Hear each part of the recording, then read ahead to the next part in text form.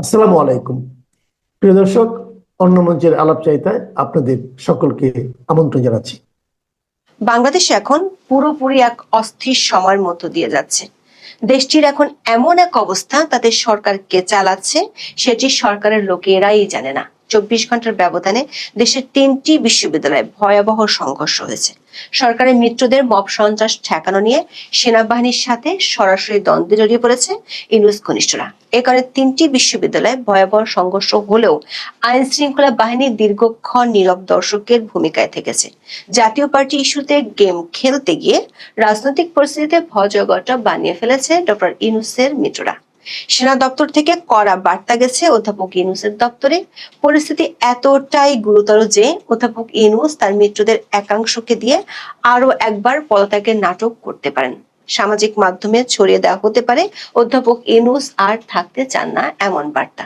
কিন্তু সূত্রগুলো বলছে সেনাবাহিনীর সাথে দ্বন্দ্বের কারণে ইউনূস ঘনিষ্ঠ একটি শক্ত পক্ষ ইউনূসের বিপক্ষে চলে গেছে। পরিস্থিতি গুরুতর হওয়ার আগেই করণীয় ঠিক করতে এবং আইনি প্রক্রিয়া যাচাই করতে সেনাপ্রধান জেনারেল ওয়াকারুজ্জামান বৈঠক করেছেন দেশটির প্রধান বিচারপতি সৈয়দ রেফাত আহমেদের সাথে।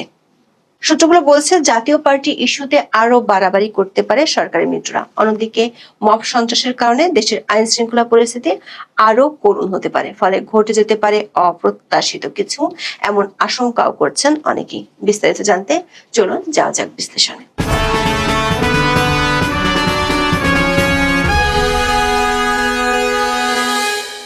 অধ্যাপক ইউনূসের খুব ঘনিষ্ঠজন বলে পরিচিত অর্থনীতিবিদ দেবপ্রিয় ভট্টাচার্য গত 23শে জুলাই বলেছিলেন, সরকারের ভেতরে আরো একটা সরকার আছে।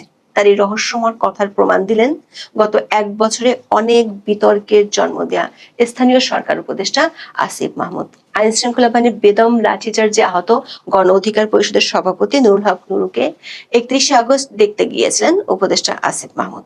সেখানে সাংবাদিকদের তিনি যা বলছেন তা একই সাথে জন্ম দিয়েছে অনেক প্রশ্নের, আবার হাস্যরসেরও। উপদেষ্টা আসিফ মাহমুদ বলেছেন, নুরুল হক নূরের উপর এ ধরনের ন্যাক্কারজনক হামলার ঘটনা আওয়ামী লীগ সরকারের আমলেও ঘটেনি, যা এই সরকারের আমলে ঘটেছে। এর দায় দায়িত্ব এই সরকারকে নিতে হবে। তার এমন বক্তব্য সামাজিক মাধ্যমে ট্রল হয়েছে সারাদিন।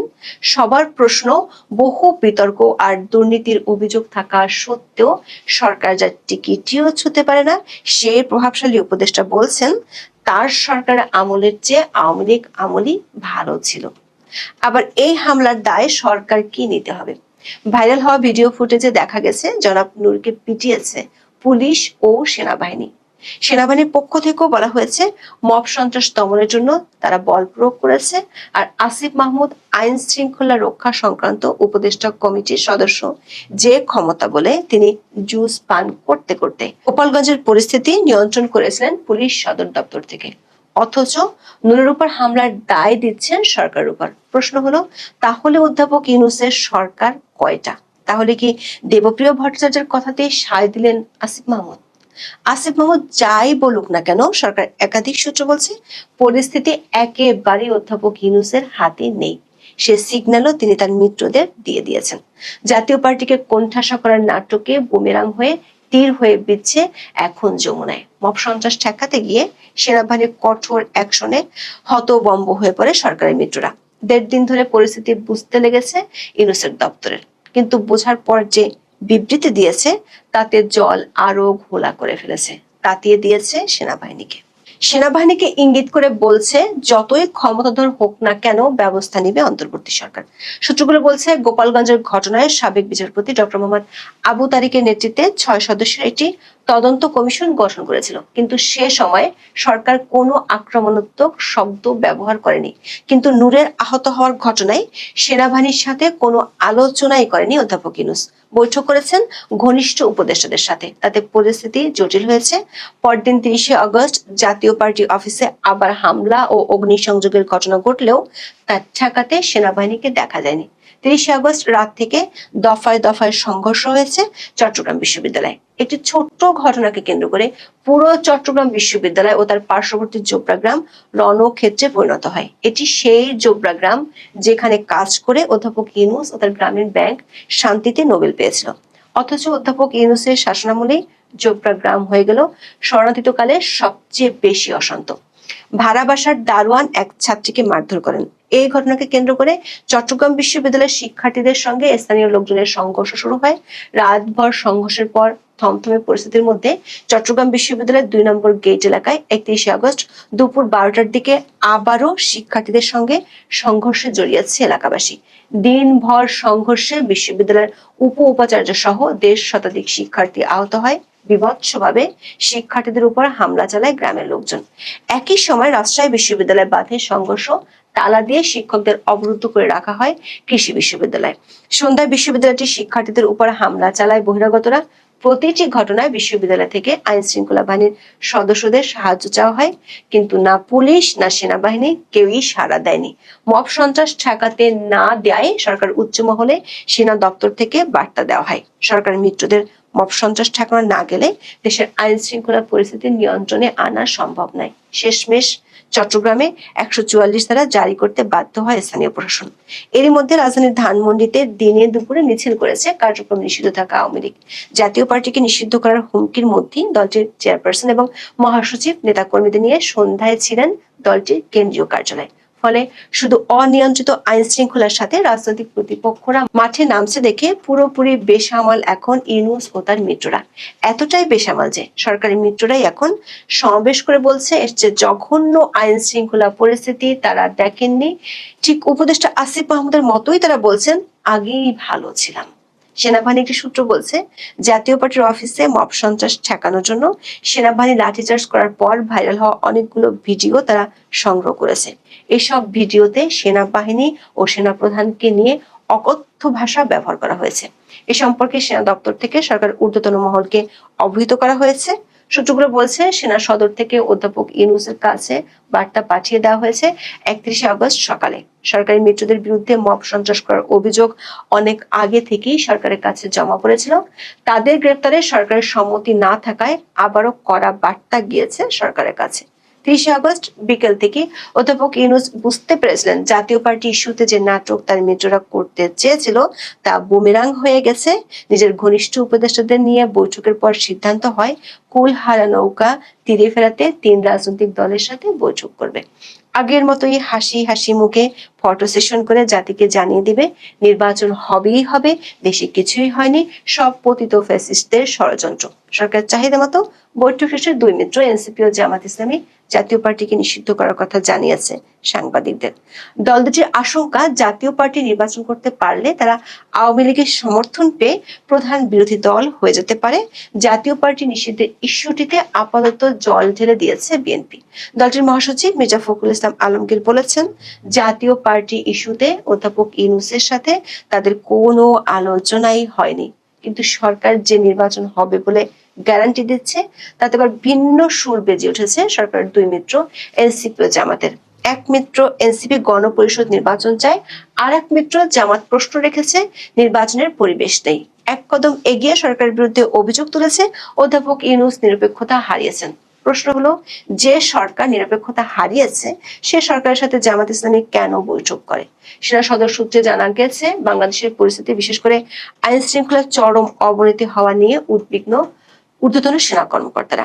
31শে আগস্ট সকালে সেনা সদরের ঊর্ধ্বতন সেনা কর্মকর্তাদের এ নিয়ে বৈঠক হয়েছে। বৈঠকে সেনাপ্রধান স্মরণ করিয়ে দেন তিনি গত বছরের 5ই আগস্ট দেশবাসীকে বলেছিলেন তিনি দেশের দায়িত্ব নিয়েছেন। বৈঠকটির পর সেনাপ্রধান জেনারেল ওয়াকারুজ্জামান প্রধান বিচারপতি সৈয়দ রিফাত আহমেদের সাথে দেখা করতে যান।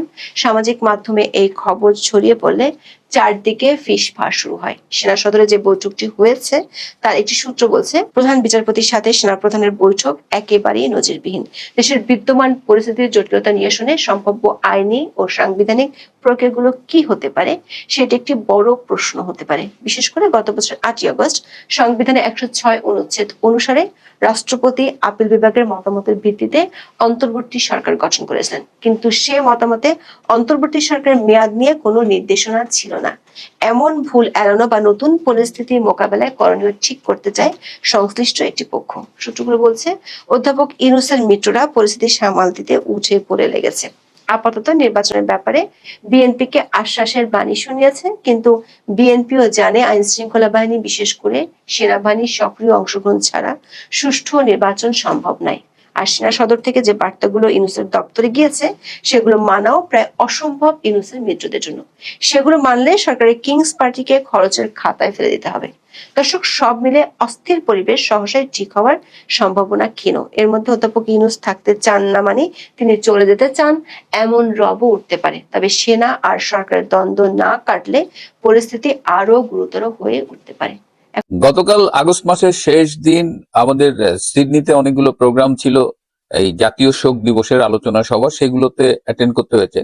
যাওয়ার পথেই যখন হাইওয়েতে গাড়ি চালাচ্ছিলাম তখন থেকেই টুকটাক ফোন আসছিল এবং শুনলাম যে বাংলাদেশে সেনা প্রধানের সাথে প্রধান বিচারপতির মিটিং হয়েছে, আরেকজন উচ্চ পদস্থ লেফটেন্যান্ট জেনারেলের সাথে প্রধান উপদেষ্টা ডক্টর মোহাম্মদ ইউনূসের মিটিং হয়েছে এবং তারপরে এনসিপি, বিএনপি এবং জামাতের সাথে ডক্টর ইউনূসের মিটিং হয়েছে। এই খবরগুলো পাচ্ছিলাম কিন্তু প্রোগ্রামে বিজি থাকায় আমি আসলে আর খোঁজ নিতে পারিনি।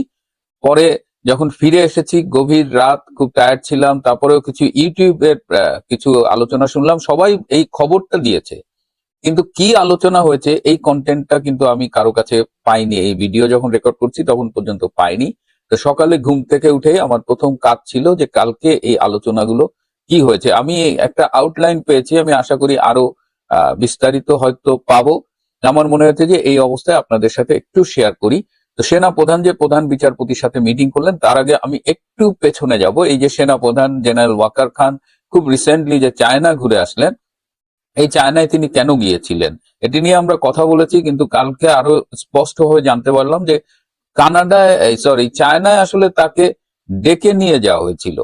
হ্যাঁ, এটা কোনো শুভেচ্ছা সফর বা ওরকম কিছু ছিল না। তাকে ডেকে নিয়ে অন্যান্য রুটিন কর্মকাণ্ডের পাশাপাশি চায়নার যে মেসেজটা তাকে দিয়েছে সেটা হলো, যেটা আমি আগেও একটু ইঙ্গিতে বলেছি, যে খুব স্পষ্ট করে বলেছে যে বাংলাদেশের সেনাপ্রধান হিসেবে তার ওই আমেরিকার সাথে ব্যবসা করো কিন্তু আমেরিকার দাদাগিরি মানা চলবে না। এই অঞ্চলে চায়না এবং অন্য যারা আছে স্টেক হোল্ডার তারা আমেরিকার দাদাগিরি মানবে না, এবং চায়না খুব স্পষ্ট করে বলেছে যে বাংলাদেশে তারা একটি সুষ্ঠু, নিরপেক্ষ এবং ইনক্লুসিভ নির্বাচন চায় এবং সেই ক্ষেত্রে সেনাপ্রধানকে যথাযথ ভূমিকা রাখবার জন্য পরামর্শ দেওয়া হয়েছে। এবং আরো বলা হয়েছে যদি আমেরিকার দালালি করো তাহলে আমাদের কাছে কেন এয়ার ডিফেন্স সিস্টেম কিনতে আসছো।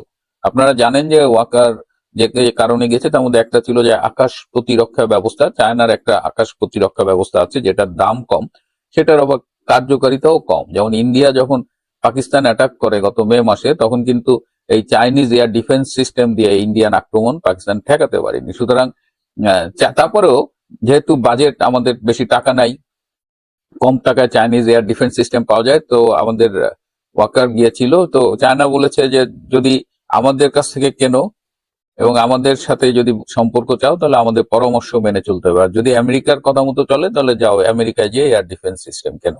তো মানে এখানে বটম লাইন হলো চায়না থেকে তাকে রীতিমতো ঠাপ দেওয়া হয়েছে যে একটা inclusive, free and fair election করো, এবং এই অঞ্চলে মার্কিন আধিপত্যবাদ চায়না মেনে নেবে না, যেটা খুব সহজেই আন্ডারস্ট্যান্ডেবল। তো সেই প্রেক্ষাপট থেকে জেনারেল ওয়াকার প্রধান বিচারপতির সাথে গতকাল দেখা করেছেন, এবং আপনারা জানেন যে গত 2-3 দিন ধরে দেশে কিন্তু একটা অস্থিরতা চলছে। এই যে বিকাশ নুরু যেভাবে মাইর খাইলো, এখন তো শোনা যাচ্ছে যে এই জুলাই আগস্টে একটা ডেড বডি ফালানোর কথা ছিল এবং অনেকে ভয় পাচ্ছিল যে হাসনাত আবদুল্লাহকে বোধহয় ফালায় দেওয়া হবে, কিন্তু এই টার্গেটটা ছিল নুরু। নুরুকে যেভাবে পেটানো হয়েছে সেইভাবে যদি আমাদের বয়সে একটা মানুষকে পেটাইতো তাহলে ওই স্পট ডেড হয়ে যেত। নুরু বয়স কম বলে বেঁচে গেছে, তবুও তার মাথার মধ্যে হেমারেজ হয়েছে। তো নুরুকে হত্যার মধ্য দিয়ে বাংলাদেশের পরিস্থিতিটা অস্থির করার একটা প্ল্যান ছিল, এবং এটা কিন্তু অনেক আগেই ফেসবুকে শুনেছি। এই যে মাইলস্টোন স্কুল অ্যান্ড কলেজের যে যখন সেখানে বিমান বিধ্বস্ত হলো, সেটাও যেমন আগে ফেসবুকে এসেছিল, তারপরে বলা হয়েছিল জুলাই আগস্ট মাসের দিকে হত্যা হবে, এখন আরো বলা হচ্ছে যে সিরিজ বোমা হামলাও হতে পারে। তো এই ফোরকাস্ট গুলো ছিল, সেই জায়গা থেকে এই নুরুর ঘটনাটা একদম মানে এটা একটা পূর্ব পরিকল্পিত এই নুনুস কেন্দ্রিক, ডক্টর ইউনুস কেন্দ্রিক যে ষড়যন্ত্র, সেই ষড়যন্ত্রেরই একটা অংশ ছিল যে নুরুকে ফেলে দাও। তো এই অবস্থায় প্রধান বিচারপতির কাছে আমাদের সেনা প্রধান গিয়েছে বেসিক্যালি তিনি বর্তমান এই বাংলাদেশের অস্থির অবস্থায় সাংবিধানিক কি কি অপশন আছে সেটি নিয়ে আলোচনা করতে, এবং টু বি মোর স্পেসিফিক আমাদের সেনা প্রধান বিচারপতির কাছে জানতে চেয়েছেন যে সংবিধানে সামরিক শাসনের কি কি প্রভিশন আছে এবং তার বিভিন্ন আইনগত দিক নিয়ে তিনি আলোচনা করেছেন। মাননীয় প্রধান বিচারপতি তাকে খুব স্পষ্ট জানিয়ে দিয়েছেন যে সংবিধানে সামরিক শাসনের কোনো প্রভিশন নেই, কিন্তু নজির আছে। বাংলাদেশের অতীত ঘাটলে দেখা যায় যে জিয়াউর রহমান এবং এরশাদ এই দুজনই সামরিক শাসন জারি করেছিল এবং সামরিক শাসন জারি করার সাথে সাথে সংবিধান স্থগিত হয়ে যায় এবং পরবর্তীতে তারা আবার গ্র্যাজুয়ালি স্বাভাবিকতায় ফিরে আসে তাদের মতো করে, সেই 1979 সালের নির্বাচন বা 1986 সালের নির্বাচন। তো সেই জায়গা থেকে তিনি বলেছেন যে এটা আসলে একটা খুব পিকুলিয়ার ব্যবস্থা, হ্যাঁ, এবং এটা আইনগত দিক দিয়ে লিগালও না, আবার দেশের প্রয়োজনে যখন সামরিক শাসন জারি করা হয় তখন এটাকে ইললিগালও ঠিক বলা যায় না, কিন্তু এইটার একটা লং টার্ম কনসিকুয়েন্স কিন্তু সব সময় থাকে, কারণ যে কোনো সময় যদি কেউ এটা আদালতে নিয়ে যায় তাহলে তখন মহামান্য আদালত এটা বিশ্লেষণ করে দেখবেন, বা তার আগে সাধারণত এই সামরিক শাসনগুলো পরবর্তী যে সরকার আসে তারা এটাকে বৈধতা দেয় সংসদে। যাই হোক, বিষয়গুলো জটিল আছে এবং তিনি বলেছেন এই যে কর্নেল তাহেরকে যে ফাঁসি দেওয়া হয়েছিল সামরিক আদালতের বিচারের মাধ্যমে, অনেক বছর পরে উচ্চ আদালত কিন্তু সেই রায়কে মানে অবৈধ ঘোষণা করছে। সুতরাং এই রিস্ক থাকেই, তারপরেও বর্তমান যে দেশের পরিস্থিতি সেখানে এটা বিবেচনা করা হয়তো যেতে পারে, সেটা আপনাদের বিষয়। এবং এইখানে এই এরপরে মাননীয় প্রধান বিচারপতির একটা সূত্র আমাকে জানিয়েছে যে তিনিও এই সামগ্রিক অবস্থায় কিন্তু খুব একটা সন্তুষ্ট নয়। তিনি বলছেন যে আমার ক্যারিয়ারের শেষ পর্যায়ে এসে আমি কোন ঝামেলায় পড়লাম, কারণ তিনি একটু তার লাইফস্টাইলটা ডিফারেন্ট। তো তখন তাকে জিজ্ঞেস করা হয়েছিল আপনি কেন এইরকম একটা ক্রাইসিস মোমেন্টে প্রধান বিচারপতির দায়িত্ব নিতে গেলেন, তখন তিনি বলেছেন যে হি হ্যাড নো অপশন। যে অবস্থায় তৈরি হয়েছিল, যেভাবে ছাত্ররা মব সৃষ্টি করছিল এবং তার সামনে এটাই গ্রহণ করাটাই অপশন ছিল। হোয়াট এভার, যাই হোক, এই জেনারেল ওয়াকারের সাথে বেসিক্যালি একটা সামরিক শাসন জারির সম্ভাব্য আইনগত ব্যাখ্যা ভিত্তি এগুলো নিয়ে আলোচনা হয়েছে। এর পাশাপাশি আরেকজন লেফটেন্যান্ট জেনারেল তিনি যমুনায় তিনি এই ডক্টর ইউনূসের সাথে গুলশানেই বোধহয় আরেকটা বাড়িতে মিটিং করেছেন এবং সেখানে এই এই আর্মি অফিসার কিন্তু ডক্টর ইউনূসকে খুব স্পষ্ট করে বলে দিয়েছে যে স্যার, আপনাদের দায়িত্ব ছিল একটা ফ্রি ফেয়ার ইলেকশন করা, কিন্তু আপনারা সেই দিকে না যেয়ে আপনারা যে কাজগুলো করছেন এবং বাংলাদেশ বর্তমানে যে অবস্থায় আছে আইন শৃঙ্খলা পরিস্থিতি সহ সবকিছু মিলিয়ে সবকিছুই অগ্রহণযোগ্য। এবং আপনারা যা শুরু করেছেন, এই যে আজ ইচ্ছে হলে মনে হচ্ছে ও ইলেকশন করবে, কাল মনে হচ্ছে ও ইলেকশন করবে না, এই যে আপনাদের যখন যেটা ইচ্ছা করছেন এটা মেনে নেওয়া যাচ্ছে না। আরেকটা বিষয় হলো, এই যে প্রধান বিচারপতির কাছে আমাদের সেনা প্রধান জিজ্ঞেস করেছিলেন এই যে জাতীয় পার্টি নিষিদ্ধ হবার যে বিষয়টা নিয়ে আলোচনা হচ্ছে সেইটার ব্যাপারে আইনগত ব্যাখ্যা কি। সেখানে প্রধান বিচারপতি বলেছেন যে এভাবে নির্বাহী আদেশ দিয়ে প্রশাসনিক আদেশের মাধ্যমে একটি দলকে নিষিদ্ধ করাটা আইন সিদ্ধ না, এটা কোর্টে চ্যালেঞ্জ হলে এটা বাতিল হয়ে যাবে। এবং এই যে আওয়ামী লীগকে নিষিদ্ধ করা হয়েছে, আওয়ামী লীগের নেতাদের অপরাধ থাকতে পারে, বিচার হতে পারে, কিন্তু দল হিসেবে আওয়ামী লীগকে এভাবে নিষিদ্ধ করা যায় না, জাতীয় পার্টিকেও যায় না। তিনি আরো বলেন যে বিগত সরকারের শেষ সময় যে জামাতকে নির্বাহী আদেশে নিষিদ্ধ করেছিল সেটাও আইন সমর্থন করে না। তো এই অবস্থায় সেনাবাহিনী খুব স্পষ্ট দেখা যাচ্ছে যে তারা একটা অবস্থান নিতে যাচ্ছে। এদিকে যারা সামাজিক যোগাযোগ মাধ্যমে ইউনূসের পক্ষে কথা বলেন বা এবি পার্টির পক্ষে, জামাতের পক্ষে কথা বলেন, তাদের কথাবার্তাও দেখবেন এক ধরনের অস্থিরতা দেখা যাচ্ছে। তারাও খুব ভয় পেয়ে গেছে, ভয় পেয়ে তারা ক্যান্টনমেন্টে আক্রমণ করছে, সেনাবাহিনী সম্পর্কে অশোভন মন্তব্য করছে। কিন্তু এখন যে প্রশ্নটা হলো যে দেশে কি তাহলে সামরিক শাসন আসবে, দেশে কি তাহলে জরুরি আইন আসবে? জরুরি আইন রাষ্ট্রপতির আন্ডারে ঘোষিত হয়ে সেটাও কিন্তু একটা অপশন, এবং তখন একটা নতুন তত্ত্বাবধায়ক সরকার, যেটা হাইকোর্টে 21 অক্টোবর রিভিউ পিটিশনে মতামতটা দিবে, তারা যদি সেরকম একটা রায় দেয় এবং তত্ত্বাবধায়ক সরকার আসে জরুরি আইনের অধীনে, সেটাও একটা ওয়ে আউট। কিন্তু এইগুলো কোনো কিছুই নিশ্চিত করে বলা যাচ্ছে না, কারণ the man important here is general Walker. General ওয়াকারকে কোনো অবস্থাতেই বিশ্বাস করা যায় না, এবং কোনো ঘটনা না ঘটার আগ পর্যন্ত বলা যাবে না যে ঘটনাটা ঘটতে পারে, কারণ এরকম দ্বিধাদ্বন্দ্বে ভোগা, এরকম ভীতু, এরকম আত্মসম্মান বোধহীন একজন মানুষ বাংলাদেশের সেনা প্রধান আছেন, সেটা ভাবতেই আমরা খুব আসলে বিস্মিত হই। এবং এইরকম একটা মানুষ যতদিন সেনা প্রধান আছে ততদিন আগাম কোনো পূর্বাভাস দেওয়া যাবে না। তবে তিনি আন্তর্জাতিকভাবে ভীষণ চাপের মধ্যে আছেন, এই চাপটা একদিকে যেমন চায়নার থেকে আছে, প্রতিবেশী রাষ্ট্র থেকেও আছে, রাশিয়ার থেকেও এরকম একটা চাপ থাকার কথা। সুতরাং এখন এই গ্লোবাল কনটেক্সটে তিনি এই বাস্তব, এবং সেনাবাহিনীর ভেতরেও কিন্তু এক ধরনের অস্থিরতা আছে। সেনাবাহিনীও কিন্তু এই মুহূর্তে এগুলো মেনে নিতে চায় না। তারাও চায় যে ওয়াকার স্যার একটা স্টেপ নিক। দেখা যাক আমাদের ওয়াকার স্যার এবং তার বাহিনী কি করে। যাই হোক, বাংলাদেশের অবস্থা ভালো নেই। এই অবস্থায় একটা দেশ চলতে পারে না, এবং এই যে ভালো নেই এটা বিশ্ববিদ্যালয়ের সেই সব শিক্ষকরাও বলছে যারা লাল বিপ্লবের পক্ষে ছিলেন।